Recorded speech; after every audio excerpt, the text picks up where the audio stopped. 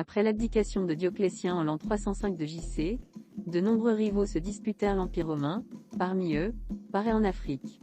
Un certain Alexandre, véritable soldat de fortune, originaire de Phrygie suivant les uns, de Pannonie suivant les autres. Assez brave et assez habile pour être arrivé peu à peu au plus haut degré de la hiérarchie administrative, il gouvernait la Numidie sans doute. L'intolérable tyrannie de Maxence exaspérait l'Empire. L'Afrique romaine en particulier manifestait son indignation d'un tel joug et elle n'avait garde de laisser échapper une occasion de revendiquer sa vieille indépendance. Alexandre profita de l'éloignement de l'empereur et de l'isolement de la province pour se mettre en révolte ouverte et revêtir la pourpre. Hier simple gouverneur, le voici aujourd'hui César. Et ce César semble populaire, plusieurs médailles en font foi. Le voici lui aussi impérator Pius, Félix Augustus. Son règne se prolonge jusqu'en l'an 311.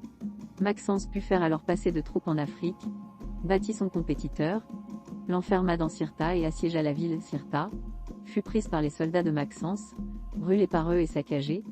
Alexandre périt dans le combat. Après Cirta, ce fut le tour de toutes les villes de Numidie qu'il avait reconnues pour empereur. L'Afrique avait tellement souffert que Constantin, vainqueur de Maxence en Italie, voulut passer la mer et réparer lui-même les ruines et le misère que d'odieuses représailles avaient accumulé dans la province.